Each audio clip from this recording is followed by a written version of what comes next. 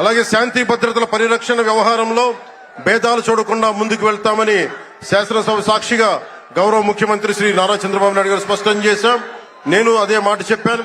ఆ మాట కట్టుబడే ముందుకు వెళ్తున్నాం. శాంతి భద్రతలు ఎలాంటి ఆటంకం కలగకుండా ఉన్నప్పుడే రాష్ట్రంలో పెట్టుబడులు పరిశ్రమలు వచ్చి యువతకి ఉపాధి ఉద్యోగ అవకాశాలు లభిస్తాయి.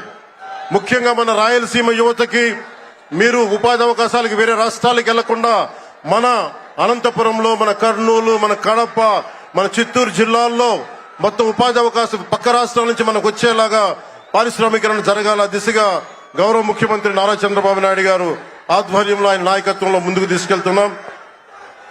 కూటమి ప్రభుత్వం ప్రతి అడుగులోనూ త్రికరణ శుద్ధితో పనిచేస్తుంది. గౌరవ ప్రధానమంత్రి శ్రీ నరేంద్ర మోదీ గారి వికసిత్ భారత్ విజన్ దిశగా గౌరవ ముఖ్యమంత్రి శ్రీ నారా చంద్రబాబు నాయుడు గారి నాయకత్వంలోని కూటమి ప్రభుత్వం ముందుకు సాగుతూ 2047 నాటికి ఆంధ్రప్రదేశ్ ని దేశంలో నెంబర్ 1 రాష్ట్రంగా తీర్చిదిద్దుతామని మీ అందరికీ తెలియజేసుకుంటూ జై భారత్, జై హింద్.